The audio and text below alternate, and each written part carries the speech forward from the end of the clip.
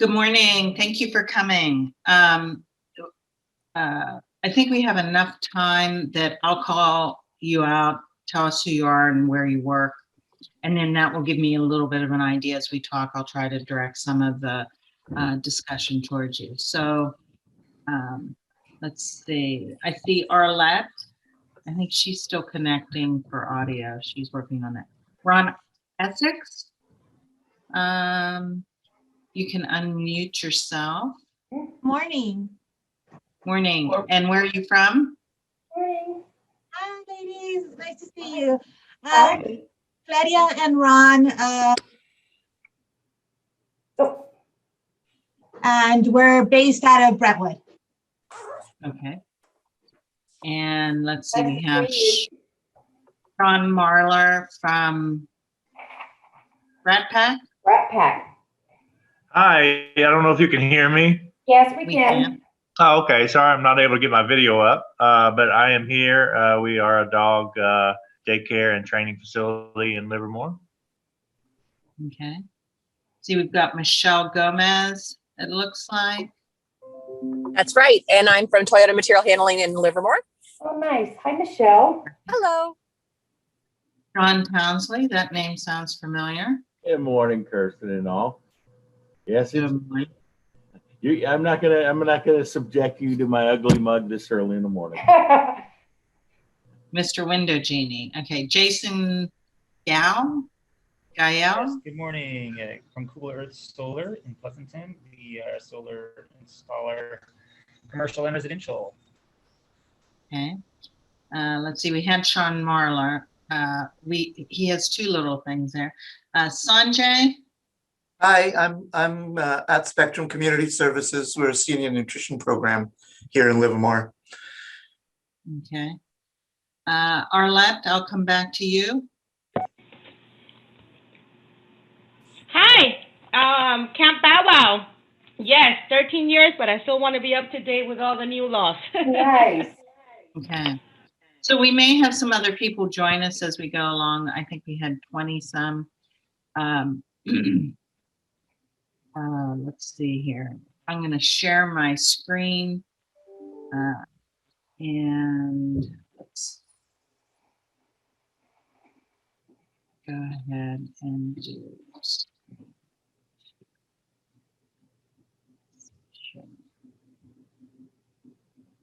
So you should see a large, do we have the correct? Okay. So a little housekeeping as we go along. We'll see how we're doing on time. I would say you can put your questions in the chat as a reminder. If we have time, I'll kind of pause and come back and ask those. I have to be careful on answering some questions. They're too specific just because if you're doing something wrong, you probably don't want everybody on this call to know it, and then you'd have to testify to such. So we'll try to balance that out.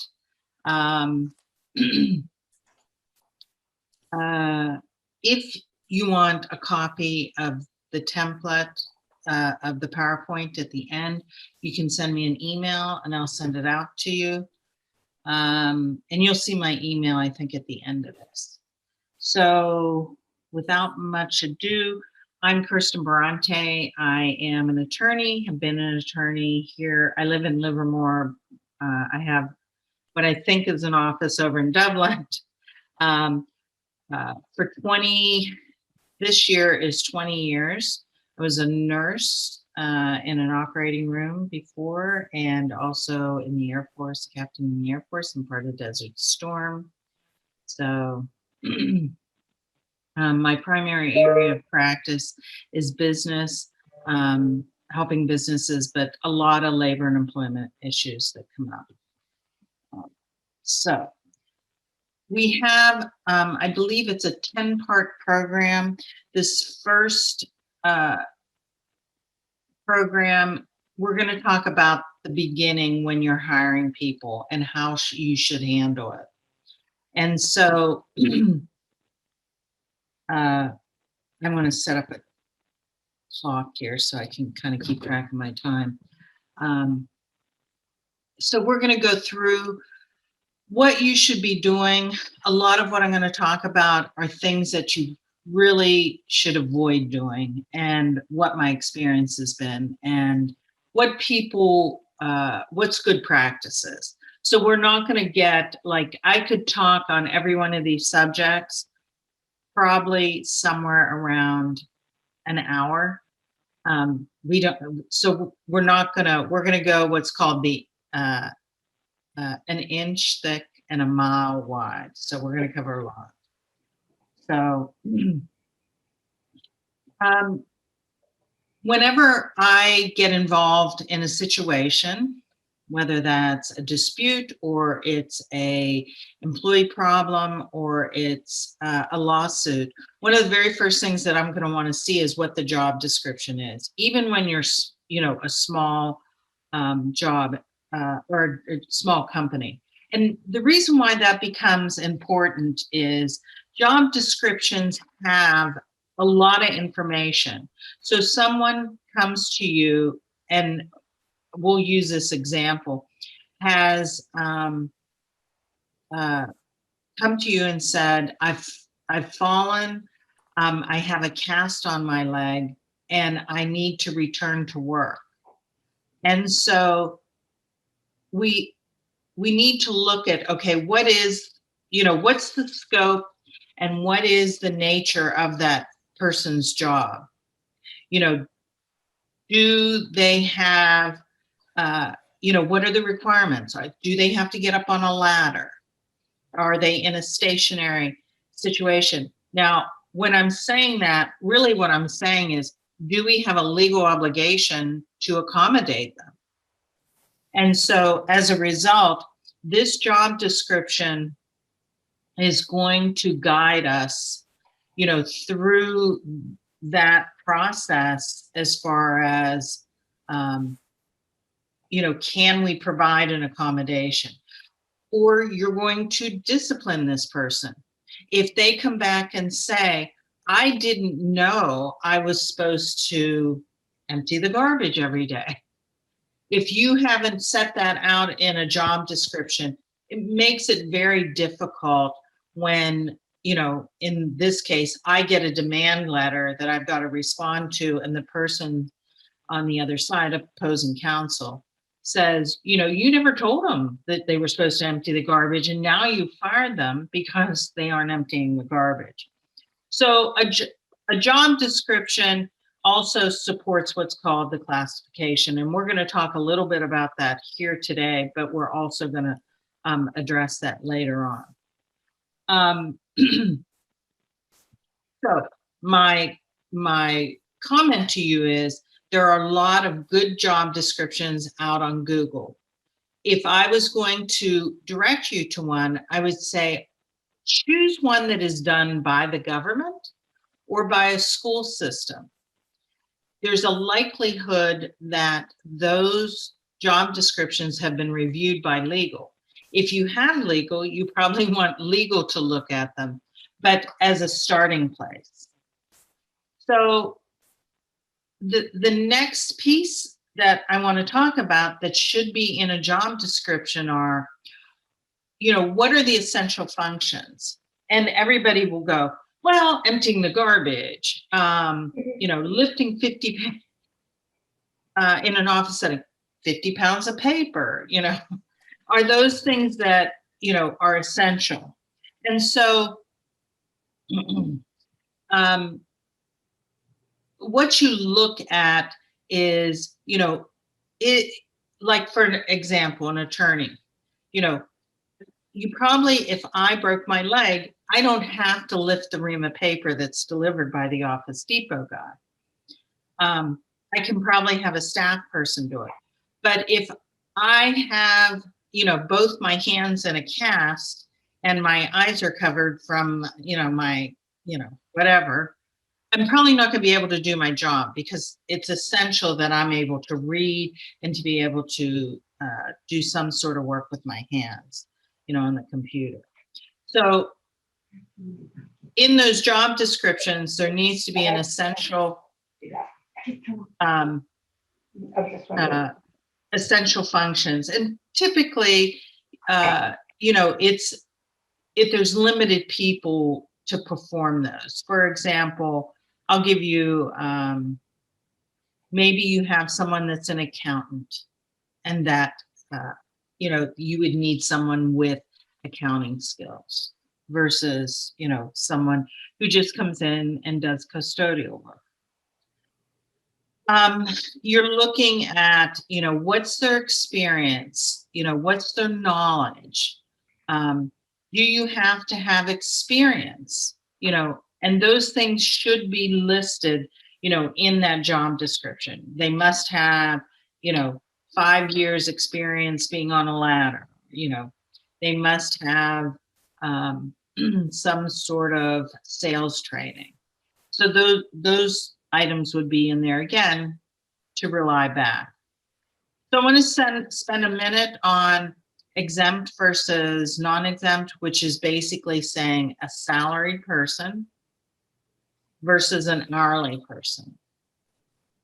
That is determined by law. So the test, you have to meet what's called a salary test. And so there's a minimum, it varies from city to city. But the general is, I believe it's like 54,000 in the wage orders. That's the state minimum. And they have to have the duties.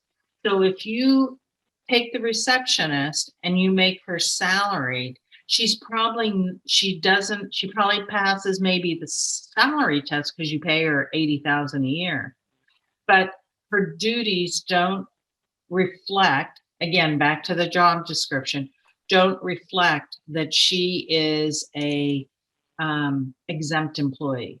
And what does exempt really mean? Exempt means that you don't have to pay overtime, and you don't have to track their time, and you don't have to make sure they document their meals and their rest breaks.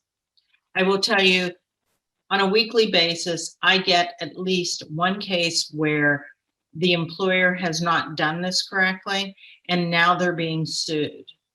And so if you're unsure how to do this, you need to get some guidance. If you're unsure how to classify someone, then make them hourly. And then make sure that you're tracking that time. All right, I have beat that horse to death. So let's move on to advertising. So there's lots of different places to advertise today. Back in the day, it only went into the newspaper. Now we've got, Facebook, you've got LinkedIn, social media. I think Twitter, you might be able to get jobs out on. So when you put the information out on the web, you want to make sure, does it comply with state and federal anti-discrimination laws? And so I'll give you an example of one that's not. Someone will say, in its code word, we want a enthusiastic, forward-looking, person. That might be interpreted as, we don't want someone that, is going to roll up that's 60 years old, or,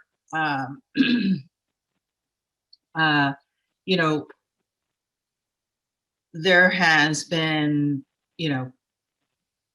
statements as far as, willing to work lots of overtime, will have weekend commitments, and it's kind of code like you don't have a family, you're not married. So you need to make sure that and it's usually in the descriptive where you're trying to put language in there to, bustling, business. You need to make sure that you're not discriminating based on mental status, gender, orientation. There's the whole list of protected class. The next is, you don't want to put, we're looking, here's an example. We're looking someone to join our forever family. you know, we intend for you to, you know, we're looking for someone that's willing to make the commitment, you know, to stay. That you don't want to start using that kind of language. Someone could argue, oh, when I signed up to be with you, I thought that, you know, I would not have to get another job again, that I would retire from this job. And that's what that means, you know, to contradict at will. So at will in the state of California basically means that an employee can be fired at any time, and, you know, the employer can do that, or in the alternative, the employee can leave at any time without notice. We talked a little bit already about the language. Is it appropriate?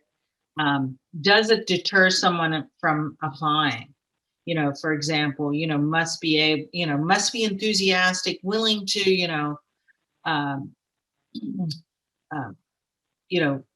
network, and, you know, things that would not, you know, the ones that I had seen specifically that come to mind is, had a situation where the employer had put, want young, enthusiastic, and, you know, energetic, you know, hipster, you know, kind of code words like, we don't want someone in their 50s. And the EEOC saw that as age discrimination. See where we are. So applications are the next. A lot of times I ask employers, you know, we're sitting in a situation where we have some sort of litigation, and I'll say, did you have them complete an application? And so again, for a lot of these things, if you don't have the resource, the California Chamber has various books you can buy. They're well worth the money. I would start there, but they have a sample application.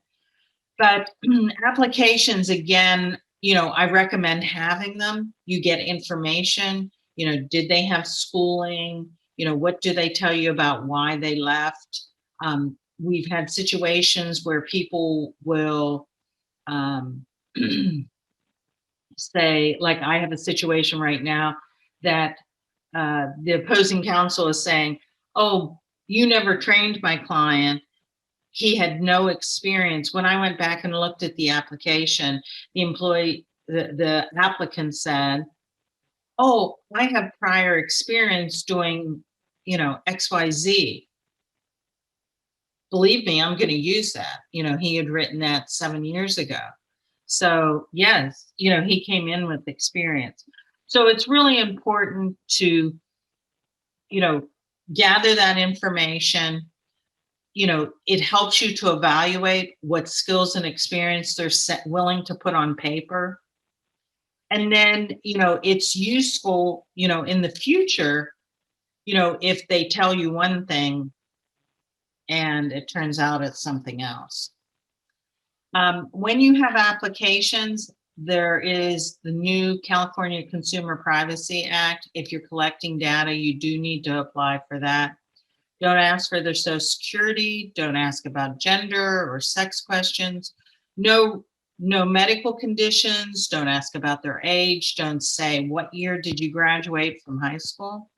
That's always a famous one. You know, all of us can like do the math, you know, okay, graduated in 1978, you know, and work back. You need to be cautious on asking about, do you need a reasonable accommodation?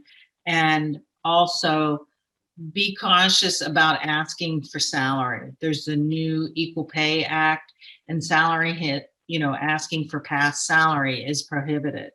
Also, if you're using automated services, I think Indeed and some of the others, you need to be cautious about criteria that might eliminate a potential client. When you're interviewing, don't overpromise. You know, keep the interviews consistent. I always tell my clients to write down the interviews and ask all the same questions of every person. Don't ask, you know, are you a US citizen? You know, are you from, you know, you hear someone say, oh, are you from Germany? Are you Jewish? Don't do it. Don't ask, do you have your own car? Do you have any kids? You know, what's your spouse do? You know, I know that all seems kind of conversational, but that all, I'll go back up to this. It could be, you know, is there, you know, are you discriminating because they are married or not married? You know, if they're not a US citizen, you know, it could be interpreted as immigration status discrimination. So definitely stay away from that. Things you could ask is if, you know, do you have ability to get to work? Do you have transportation?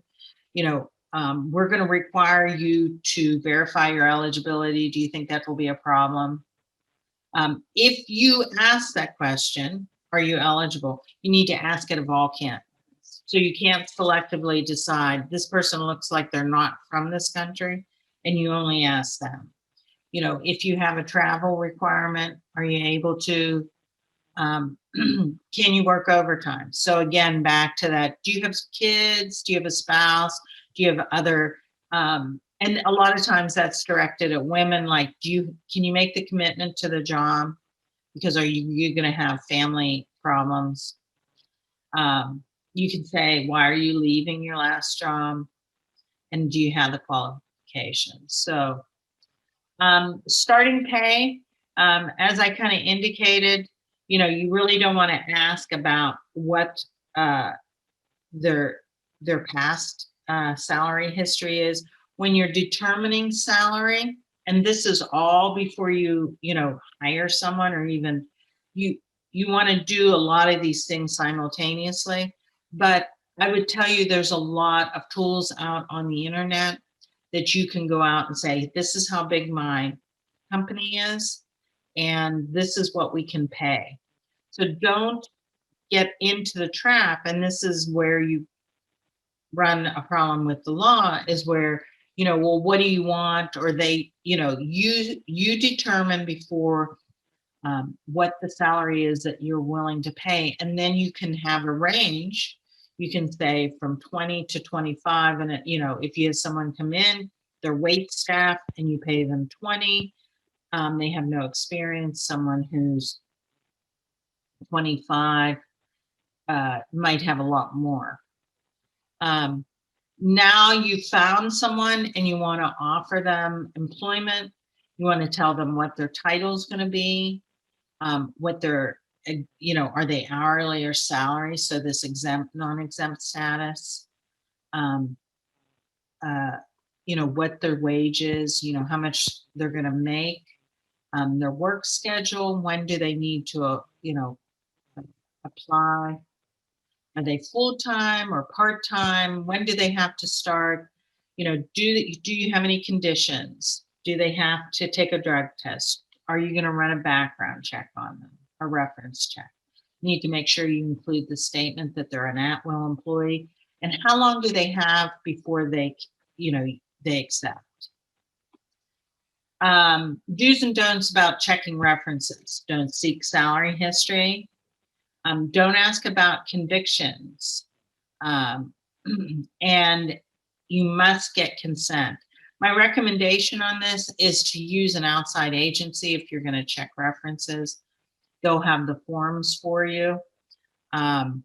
If you have to test someone, for example, you know, you want to, the nature of the job is going to require, for example, physical. You don't do that until you make an offer of employment, and you say, you know, subject to you taking a physical, this is what we, you know, and you passing that physical. All job classes must be subject to this test. So if you're doing, like, for example, personality tests, and I'll talk about that in a minute, then you have to pay for it. So if you send them for a fitness test, you have to pay for it. All of these tests need to be ADA compliant. So if someone's coming in to answer the phone and you see they're in a wheelchair and now you're going to make them take a physical exam, you know, the question would be, you know, what's the purpose of that? Versus if you have a firefighter you probably want to think about that. See what's line. Okay, so we're moving along here pretty good. I can't see the chat. If I don't think we have anything in chat. So drug testing. So certain areas, for example, Department of Transportation, they have rules as far as, they do what's called a 5-panel, plus now they do additional tests. So it's like marijuana, heroin, that. Plus they do oxycodone. That's a requirement. If you do pre-employment testing, it has to be of everyone. And as it stands right now, you do have the ability, if someone has a positive screen, even for marijuana, you can not hire based on that. I don't recommend that because I do think that that is going to change. But if you're going to do drug testing, that everybody has it done. I would tell you most jobs, unless you're in manufacturing or you're in highly dangerous, drug testing, I wouldn't probably recommend because it's a slippery slope. Polygraph, we don't see them done as often, but they are allowed in limited situations, like a security guard. They're not super reliable. We don't even like to use them in court anymore. Psychological or personality tests, you have to have a compelling reason for doing those. I don't mean like they have those DISC assessments. I'm talking about where you send someone to a psychologist and they examine. Let's see here. Oh, we have some chats up there. I'll finish. Credit reports. So credit reports were common for a number of years, and they'd look at your FICO score and they'd make a determination, how you manage your money. The problem is that a lot of people, especially in 2008, had suffered distress in that last recession, couldn't get a job because people were going and looking and seeing, oh, you declared bankruptcy. No longer can you really use that at all. There are some exceptions. For example, someone acting as a CFO, Department of Justice, law enforcement. If you're handling, like, for example, an accounting firm, you would be able to do credit reports because they'll have, they touch your taxes, which have your social security number, your tax ID number. If you're a signatory on an account, you can do that. Let's see. Criminal history, again, there's a lot of regulation regarding this as far as, you really cannot, we have what's called ban the box. And that basically says if you run a criminal background check on someone and it comes back, they had some sort of conviction, not arrest, but conviction, you have to look at the nature and the gravity of the offense. How much time has passed, and then what's the job they're doing? I'll give you a perfect example. Someone's working out on a highway and they're digging ditches, and they had a, let's say, shoplifting when they were 18 and now they're 32. Does it really impact, their ability to do that job? It's been, 12 years. It looks like they've been clean that entire time. You probably aren't going to be justified in refusing that person from taking that job because they have a background versus someone who, there was a robbery in their past and now they're applying for an accounting job and it was 3 years ago. You probably have a right to not put them in that position. So let's see, what are the chats? Let's see if I can see those. We'll stop for a minute. Everybody on mute. Where do we post? Post here. Pre-employment COVID testing before you start, employer paid. I don't know how valuable that is, to be honest with you. I mean, it's such a snapshot in the window. I mean, I think you could have someone take a COVID at one location and get a negative and go to another and get a positive. I'm not convinced that I would probably spend my money on them. Can you discuss more about what we asked previous employers? Sure. It's really limited. You know, I tell people to ask, you know, what was their title? Did they have any, you know, change in titles? You know, what were their dates of employment? How long did they work there? You really don't want to ask salary. And you can ask, you know, would you rehire this person? And that's about it. Let's see.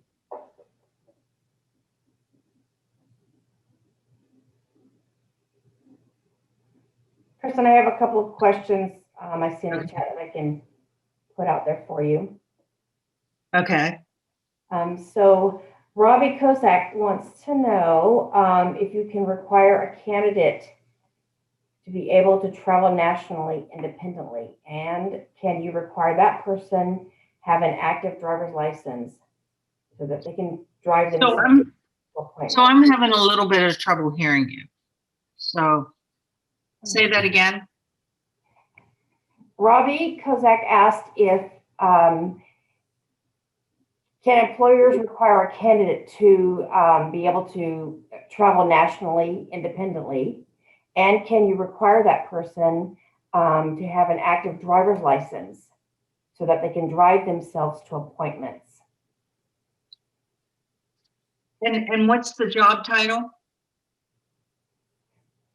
Robbie, are you there? I am here. The job title is Director of Development. So essentially a fundraising / sales position. And so you're asking, can you ask that they have the ability to drive to various clients? Exactly. By And the themselves. Opposed to with someone else, or? Well, essentially, if someone doesn't have certain kinds of physical or emotional disabilities, would then mean that people do not have active driver's licenses. And or we also, certain positions require people to be able to travel around the country to meet with clients and donors. And if someone can't do that, then they can't do that without, you know, independently themselves, by themselves, then they cannot effectively do their job. So here's what I would say to you. COVID, in fact, we talked about this before. We think that the expectations are going to dramatically change. So one of the things that I'll bring up is that the question would be, is it truly a requirement for that person to travel across the country? And, you know, these would be the issues I'd raise. The other, like with the car, you know, if the person says, well, I have the ability to, you know, go to wherever, if they don't have a valid driver's license, but they can Uber, or they can Lyft, or they have someone to drive, you know, I think, you know, you have to be careful, you know, walking that line if they have a disability. Got it. Thank you. Another question. Do we have another one, or shall I go Yes, on? we do. Okay. And this is from Sean. And I believe you covered this. Can you discuss more about what we can ask previous employers? I believe you covered Okay. that. Okay. Let's see here. Michelle asks, she says, just a quick comment clarification on job descriptions. I've been told a JD should have high-level responsibilities rather than every task. So emptying trash would not be there, but daily maintenance of facilities might be. We could never have all detailed tasks on a JD. So the answer to that is true. So let's take a small office where you maybe only have 2 or 3 people. And so, you have someone that is an executive, their essential function is not going to be to empty the trash can. But, under normal circumstances, if they didn't have a disability, you would expect them to clean up their area. The question would be whether someone else could do that on your behalf. So I'm gonna pause now for a minute and go back to the slides. We've got about, let's see, what slide number are we on here? So let's see, is it advancing? Can you still see do's and don'ts? Yes. Okay. So let's move this over. So we need to verify someone's work. You do not want to discriminate based on someone's national origin, meaning if they came from Mexico, they came from England, what their status is. You do need to say to them, in your offer that you are going to do a verification of their eligibility to work. You are not to be a handwriting expert or document, but you do need to accept documents that are unexpired. They appear to be genuine and they relate to the person. If you can imagine, I've had employees hand to the employer documents that are like their cousins, oh, here's my driver's license. So you do have an obligation. You do need to retain those I-9s in what's called a common file. I know for a small business, a lot of times you'll slip that into the folder. I recommend you can put it in the folder, but you need to have a binder that ICE wants that in what's called a common file, all I-9s, in case they do an audit. If you discover someone that's unauthorized, you do need to be careful, because in the state of California, if you take action against someone, you could be liable for immigration discrimination. So that's kind of the warning bell. You might want to get some help on it. Employing minors, right now we're not employing a whole lot of people, but California labor law, I had a client not too long ago where the Department of Labor came in and they didn't have the various forms that were required by the education code and the federal. All minors under 18 must have the proper paperwork.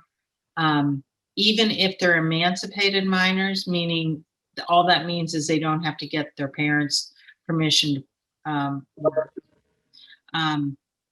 If you want to have your child be your domestic labor, I've talked to my son about this, you can do it without permission from the school. So if you want him to or her to clean, you can do that. You do have to keep the various permitting. So there's a notice that's given of intent to employ. Those usually come from the school district. You can get those online. You do need to keep those on file if you're audited. Employers with more than 5 employees, if you're going to employ a minor, you now have become what's called a mandated reporter, that if there's any discrimination or sexual harassment or retaliation or sexual abuse, you then have an obligation to report that to CPS, here in the county. Under 14, there's very limited occupations, newspaper delivery. Can't put them in a hazardous situation. They can't be driving on the road. Here's an example of the minors chart that, if they're, you can see up here at the top, it talks if they're 16 or 17, how many hours they can work in a school day when school's not in session, how many hours per week. There are penalties, both misdemeanors and fines for this, and it can get pretty hefty. I had a client who ended up with about $100,000 worth of fines over this. So my recommendation, here it talks about school attendance. This is located on, I don't know if I should have that somewhere on here. I thought it was, I'm looking for the minor chart. You can get that at dir.gov minor summary chart. And I recommend if you're going to hire minors to look at that and make sure that you're compliant. It's excellent. This is from the Department of Labor's website. Moving on, the next part of that is you need to maintain the personnel file.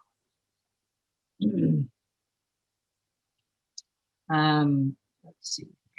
Hold on 1 second.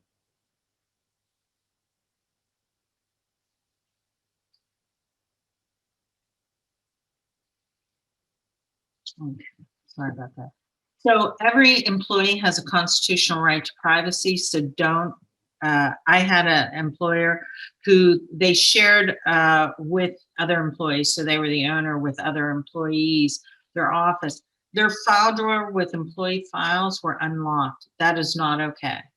So if you don't have an HR department and you are HR, you need to make sure that those files are locked and no one else has the ability to go through it. That includes their personnel file, their payroll records, anything that you're keeping on behalf of the employee. Let's see here.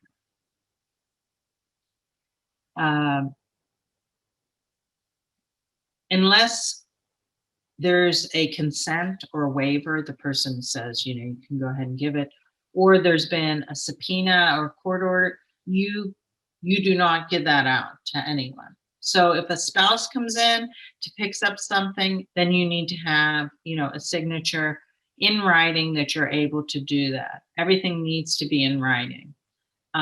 Employees do have a right to inspect and copy and receive information in their file.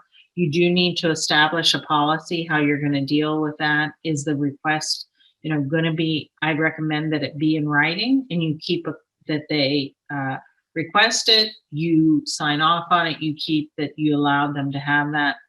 Medical information has a different level of protection and level of privacy. You need to keep that separate. What is considered medical? Doctor's notes, work comp, requests for family leave, anything that has to do with what could be considered medical.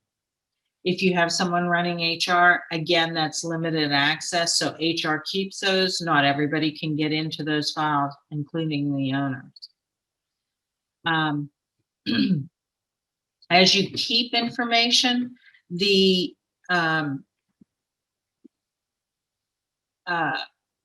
retention will vary. I'm going to show you an example of, you have to look at each one, but in general, the personnel file is the entire time there's there plus 4 years. So if they're a 10-year employee, then you're going to keep the file 14 years. If you keep stuff, you deal with federal contractors, then there's a different requirement. Payroll, again, is like 4 years, pension is 6, but you can see, you can see that safety is 30 years. I am going to show you an example of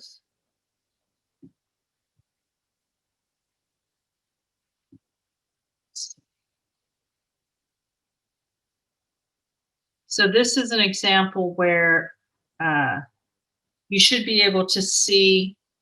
Can you see where it says the personnel categories? Is this big enough? Can you guys see that? Okay, great. So you can see, like, for example, job applications, 3 years. I recommend 4 years. This is something from the Employee Association. I represent as long as they're employed plus 4 years. And the reason why we have a number is because there's what's called the statute of limitations. So if you were sued, how long do you have exposure? Payroll records. Term of employment plus 4 years. I-9s, 3 years from the date of hire or 1 year after termination. And all these in the categories you can see, it talks about what laws apply to that. Again, wage records, employee files on discipline. Again, I would go with 4 years term of, of employment and 4 years after that. Health records plus 30 years down there. And the other item, let's see here if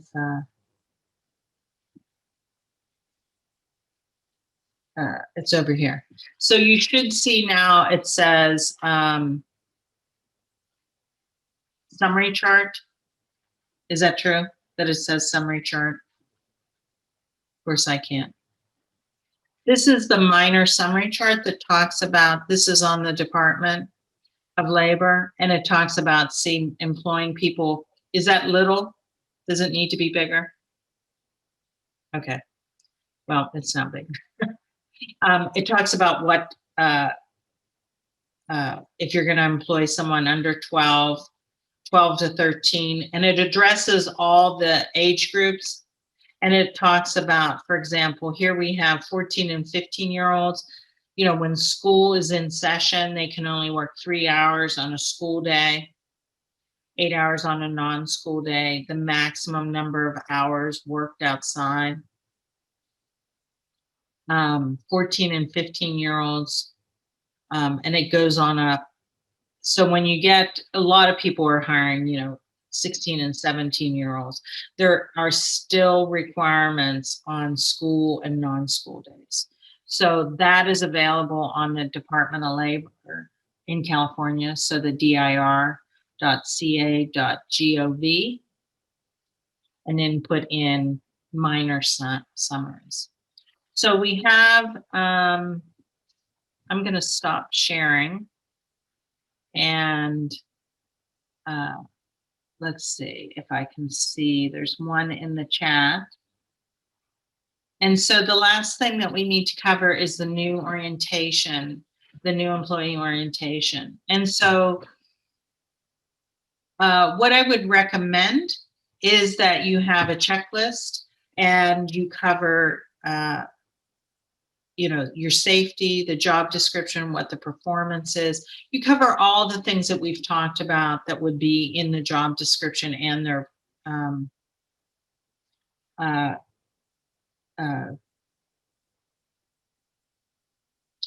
performance review. You also want to include in that new orientation all the different pamphlets that are required. Again, I would send you back to the chamber. You can order those from the chamber. Everybody needs to have work comp. Everybody needs to have, on disability, on pregnancy leave. And those are for employers. They vary based on your size. So, all employees, for example, have to have work comp.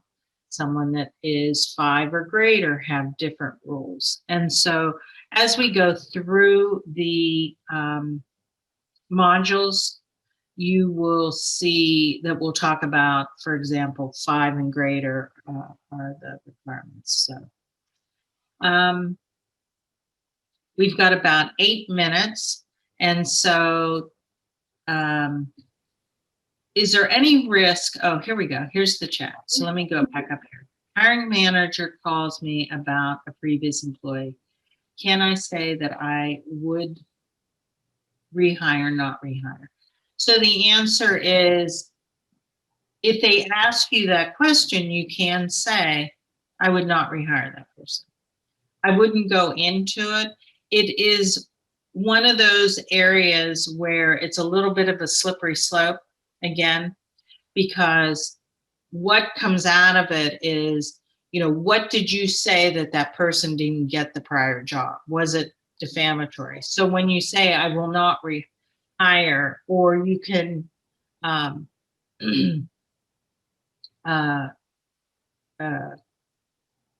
say, it's our policy that we give, rank, name, and dates of employment, basically. That's the safest, is to stay in that area.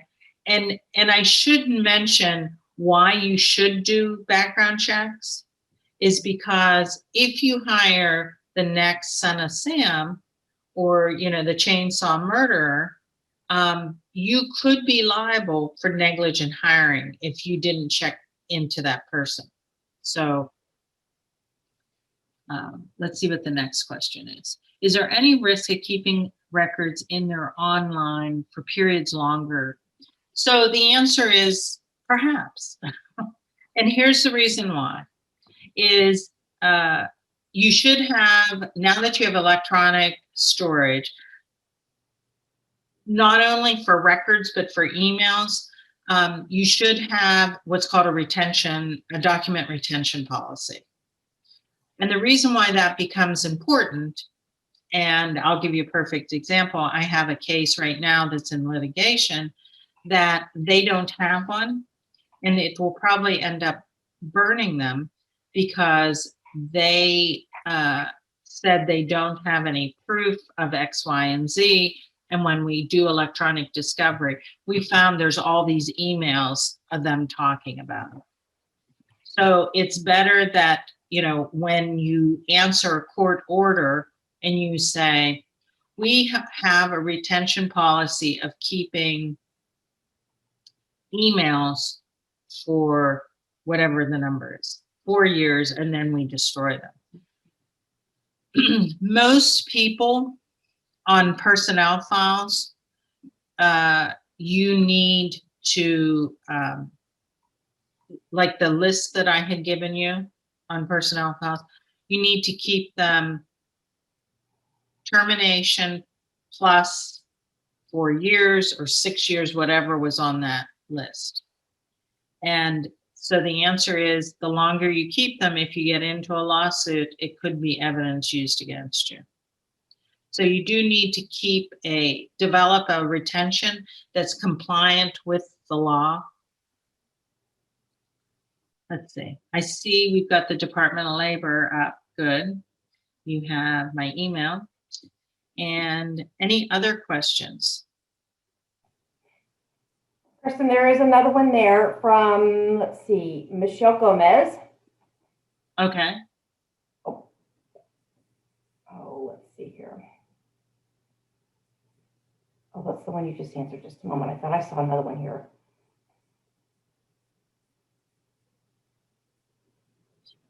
Well, you're pulling that up. Someone put one in advertising. So the question is, when advertising a job, should the description match the job?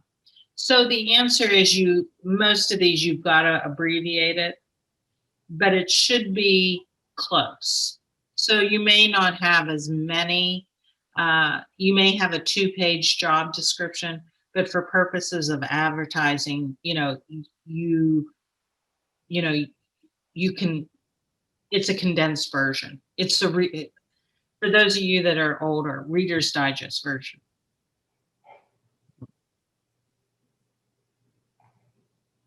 That's it, no more in there. Anybody else have questions?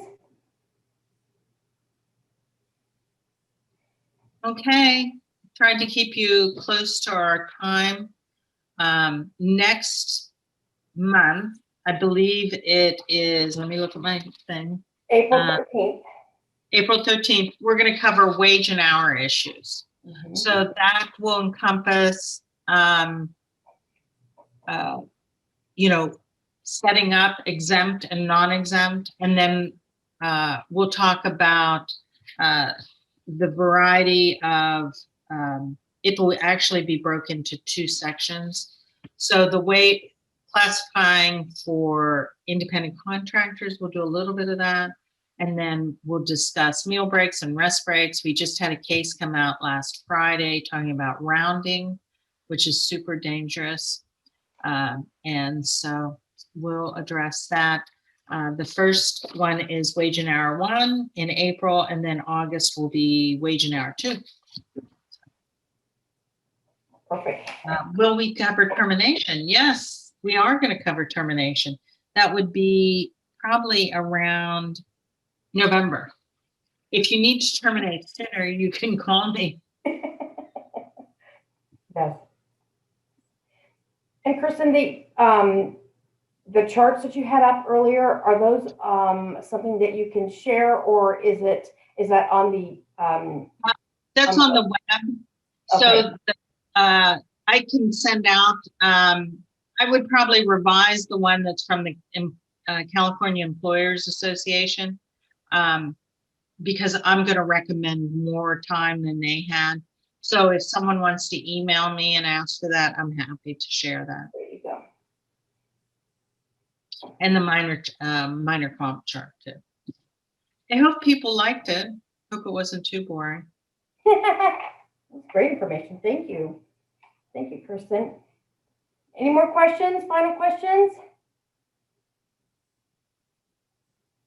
Well, thank you again for attending. Thank you, Kristen, for all that great information. And as mentioned earlier, we will be putting this on our website. So stay tuned for that. And you will also get the survey for this.